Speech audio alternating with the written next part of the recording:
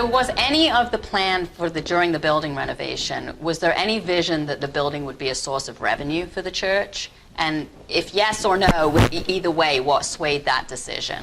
The part of this is location, right? But the building has been a source of revenue for years. I mean, because even inaccessible, folks want to be People this were close. using it, okay. The other reality is that there's lots of nonprofits that are willing to pay, not technically rent, but give donations for the use of space. And they need to be by metro spots. They need to be easily accessible, but the rents have just got beyond their price range. So they're really beautiful partnerships we've been able to develop with nonprofits, some of whom, one was in the building for years, but they outgrew our space. And but they still send social workers and case managers. You saw some of us out there some of them out there working today. We provided the space at a price they could afford, and they have provided case managers that come to breakfast. And now there's case managers all over town that know if we come to breakfast, we're going to find the guys we need, and that transformation, that really important help can happen. So no, it wasn't the vision of this. It wasn't a goal of the campaign. It wasn't per se. a goal. That said, we've had another partner that outgrew our space, Dress for Success, you may know, that helps empower women. And we were really excited. Volunteers were dragging down bags of clothing and dragging up mannequins, things that made their work a lot more difficult. And our own volunteers, we've got lots of partnerships. If you're doing a feeding ministry, talk to us about partnerships with grocery stores, local coffee shops, all those sorts of things. So we get huge donations, and then we've got, volunteers that make me look thick trying to carry these down the stairs. So it wasn't necessarily a sense of revenue, but there was this sense of safety, and this sense of being able to empower people to do what we do better, whether those were renting building users that offer donations or in-house ministries. So on the building partners, there's two things I want to mention. One is that this welcoming all, and I should say that all of what we do comes out of our welcome. I think you're going to ask in a background in a minute question of who our demographics. Yeah. And yeah. Really, who Chumsea is based on our welcome. You know us by our welcome. We say it every week in worship, and it's no matter where you've come from and no matter where you're going, no matter what you believe or doubt, no matter what you're feeling or just not feeling, no matter what you have or don't have, and no matter whom you love, all of who you are is invited into this moment by a God who knows you by name, who loves you, and who wants a personal relationship with you. So what do you hear in that? No matter whom you love. So we are a reconciling church, and that means gay and straight. But we've taken reconciling to be a part of all of who we are. That God is reconciling those with resources, rich and poor, on the Hill, red and blue, across the aisle, right? We can go down the list. Those who believe and those who have been hurt by the church or really doubt that God is doing all of this reconciling. So that really means we have to welcome all. We have to welcome all. And our goal is to make space, and a building renovation is important, is the space a way for people to connect with God and one another. Mm-hmm. So make space to connect with God and one another. That's included having partners that we may not fully agree with in certain things. So we have all these partners theologically across the board, but churches that don't have sort of our space or our partnerships come in, which keeps our ministry at a very low cost because they bring all the food on a given Sunday or what have you. One of those partners was someone, just one volunteer one day was cooking and heard God say, you need to create a ministry, a nonprofit. It was called Food for Life, and it was teaching culinary skills to at-risk youth in Southeast. And she, through her denomination, let the helicopter go by. We are in downtown DC. I was going to say helicopters are a reality here. She, through a partnership with her denomination and another nonprofit, fully funded a complete renovation of the kitchen, and it is now a high-functioning commercial kitchen. And so she ran her ministry out of here, her nonprofit, for 5 years. That was rent-free for that, or she didn't pay any donations, any contributions in exchange for the kitchen. They helped many youth, but the nonprofit did not continue, and yet we still have this incredible kitchen.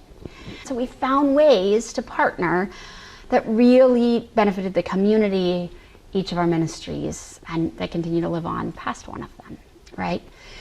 The other thing I want to say that isn't directly related to the At House Neighbor ministry, but it is and it isn't. We're in a very secular space on the Hill. In a very secular space. We have a lot of folks that are anti-church because in their political world, that's just the religious right, and they can't go there. And so, but they have consistently watched what we've done here. Not going out and screaming, but being on the steps, caring for people, responding to need. If there's violence in the park, we're there, we're helping. And when the pandemic hit, I got an email from the ANC commissioner, and he said, hey, we have this extra money available from the city, and do you need help?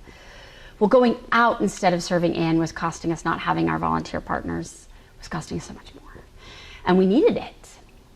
Also, I will say those partners who gave us all those free food all those years, like Peregrine and Firehook, we created a model where we were able to raise funds to purchase from them and give out because we're partners. And so for the months when they were really struggling, we had community folks donating to us, and we were purchasing to them and then giving it to the guys. Yeah. But anyway, the ANC chair calls me and says, we've got this extra money. And I said, I'm sorry, how do you know about us? Like, how do you, that's great. Yes, we need it. We will apply. That's great. Two things about that. He said, well, I know you because I came to a funeral one day. And when we say we welcome all, we believe in the dignity of everyone. We've made sure to do funerals for everyone, including those that the world does not value, including a young man that died of an overdose in our bathroom. His parents actually had lived on the Hill, and his heroin addiction had gotten so bad that they'd had to ask him to leave, and so he was living on the streets, participating in our ministry. When he died, some of their neighbors came. One of them was the ANC chair.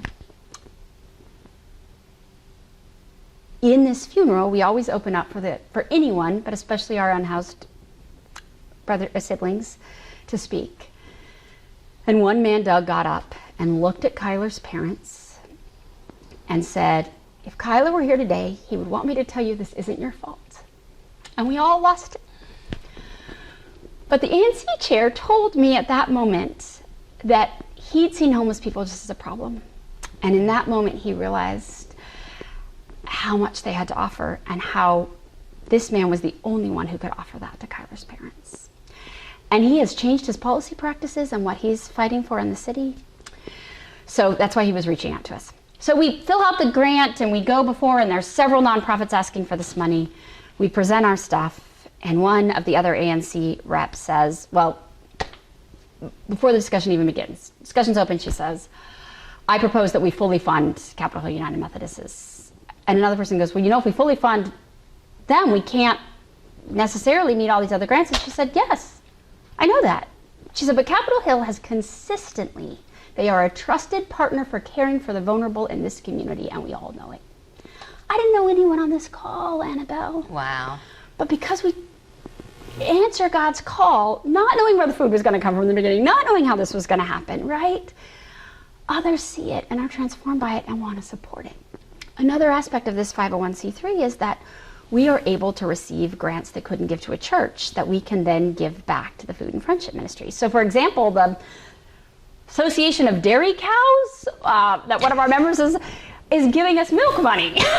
So they've given it to the 501c3, and the 501c3 is buying the milk for our breakfast right now, right? One of the things we're trying to figure out, and we've got an IRS person working with us to do this faithfully, we have some members, and I bet other churches do too, whose corporations would match their giving if it were to a 501c3. Now, we've got to make sure our books are so clean that that match giving is only giving, you know, is only going to food and only going to other things. Yep. And so we're working out those details, but that's, again, a whole nother, talk about exponentially growing our people's faithful stewardship, and the 501c3 will allow that done correctly, yep.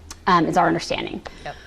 So I say all of that to say that there are community members that when God blesses you with a faithful ministry and you answer, they want to support.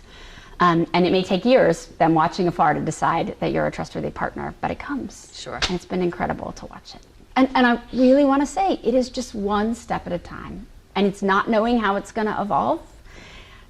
and trying our best to have peace with that. Because it has been transformative, not just life-changing, but truly transformative. I guess that is change.